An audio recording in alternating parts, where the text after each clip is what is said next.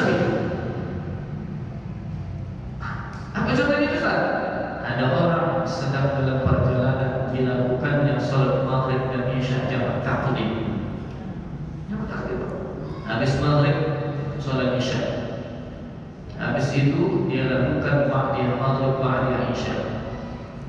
Waktu isya termasuk belum? Habis itu sholat witir dia. Loh, kok bisa Ustaz? Karena waktunya sudah masuk. Kapan waktu sholat witir? Setelah sholat isya. Walaupun waktu sholat isya belum masuk. Tapi kalau kita jangankan yang begitu, asal perjalanan ada lagi sholat witir, bahkan lewat Ramadan pun banyak yang tak witir. Nah, Bapak Ibu Allah Subhanahu wa taala, baik.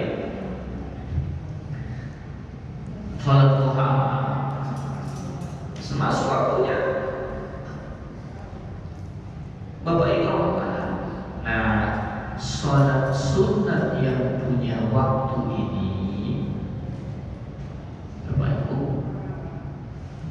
termasuklah sholat sunat rawatib yang mengiringi sholat fardu. Yang mengiringi sholat fardu. Bapak Ibu, rahmat Allah Subhanahu wa taala. Nah, sholat sunat muakkatah ini kalau lewat waktunya dianjurkan juga untuk diqadha. Maka kalau sholat duha Bapak tinggal sampai masuk waktu zuhur, disunatkan untuk diqadha. Walaupun setelah zuhur hari, kalau tak hari itu besok. Lebih-lebih bagi orang yang memang sudah biasa merutinkan. Tinggal witirnya karena ketiduran. Ini sebab sholat witirnya tidak dilakukan sebelum tidur. Makanya Nabi SAW mengatakan, siapa yang bisa witirnya setelah bangun tidur, bangun tidur. Tapi kalau khawatir dia tak bangun, maka witir sebelum tidur. Lewat witir masuk subuh, lakukan witirnya di qadha setelah itu atau di pagi harinya. Nah, Bapak Ibu, rahmatullah subhanahu wa ta'ala. Kenapa perlu itu? Bapak Ibu, orang yang sudah membiasakan satu amal, sekali dua kali itu akan tinggal. Nah, sekali dua kali ini tinggal, kalau diqadha diganti, maka akan terus konsisten lagi. Tapi kalau sekali dua kali tinggal, tak diganti, tak diqadha, minggu depan tinggal lagi sekali dua, bulan depan tinggal lagi, akhirnya merutinkan itu sudah tak lagi tercapai. Nah, baik, Bapak Ibu. Yang kedua, sholat sunat yang bersebab. Ini sholat sunat punya waktu, berwaktu khusus. Nah, ini sholat sunat dan sabab, punya sebab. Nah, maka Bapak Ibu, sholat sunat yang seperti ini itu waktunya tidak ada. Dia hanya terikat dengan sebab. Asalkan ada sebabnya, maka adalah sholat sunnahnya. Kalau tak ada sebabnya terjadi, maka tidak ada sholat sunnahnya. Dan sholat sunnah yang punya sebab ini ada tiga macam. Ada tiga macam.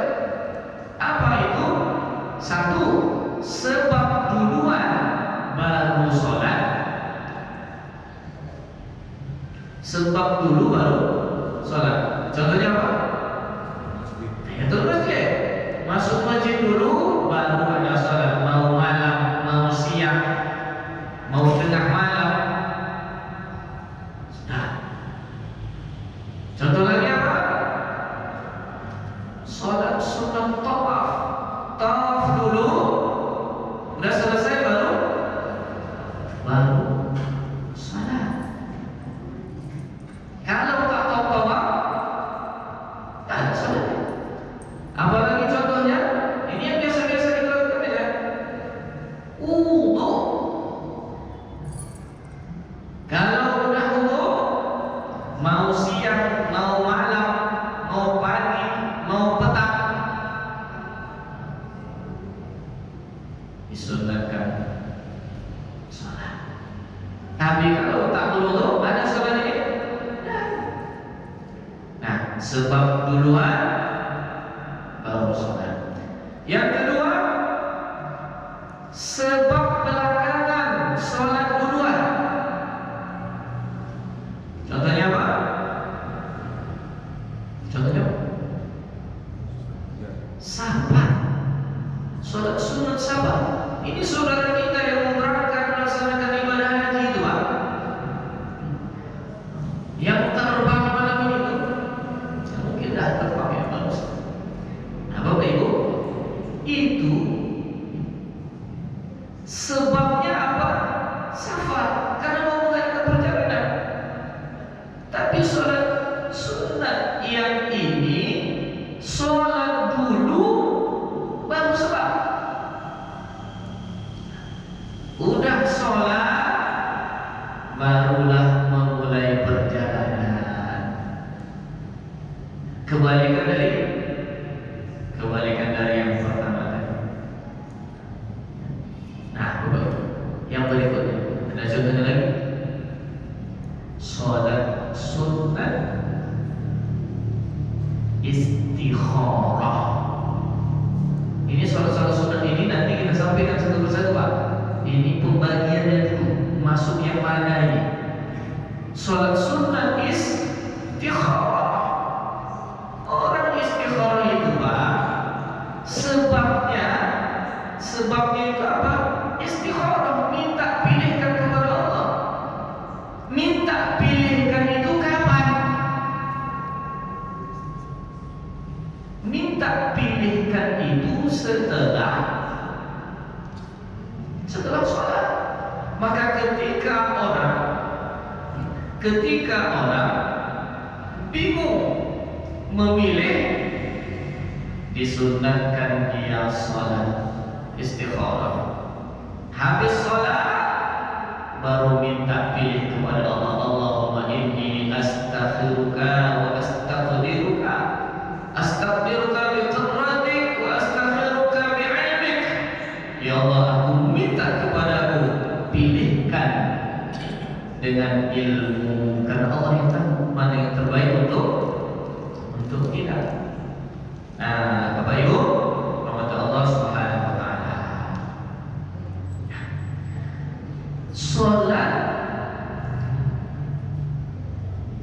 sunat yang sebabnya belakangan, salatnya duluan.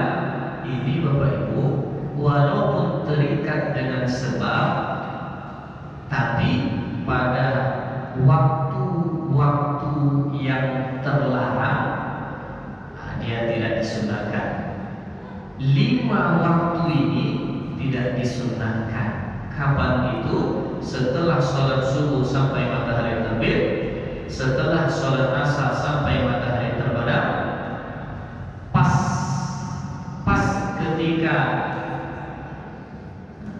ketika matahari terbit, pas ketika matahari istiwa di tengah-tengah menjelang zuhur, dan pas ketika matahari terbenam menjelang maghrib. Nah, Bapak Ibu Rahmatullah, pada 5 waktu ini sholat sunnah yang sebabnya duluan itu tidak disunnahkan. Jadi kalau orang, Bapak Ibu, ihram itu termasuk ini. Ihram itu sholat sunat, sholat duluan, sebabnya belakangan. Sebabnya apa? Ihram. Ihramnya itu kapan? Setelah sholat. Setelah sholat sunat, selesai ihram, baru kemudian dia ihram. Ihram itu apa? Berniat. Berniatlah di dalam hati. Dilapaskannya dengan lisan. Nawaitul umrata wa ahramtu biha lillahi ta'ala. Nawaitul hajja wa ahramtu bihi lillahi ta'ala. Sholat dulu Pak, baru sebabnya belakangan, ihramnya belakangan. Oleh karena itu, kalau ada orang ihramnya dilakukan setelah subuh, sebelum terbit matahari, tidak disunatkan sholat sunat ihram. Kalau ada orang ihramnya setelah sholat asar, maka tidak disunahkan dia sholat ihram. Dan ini yang banyak terjadi pada jamaah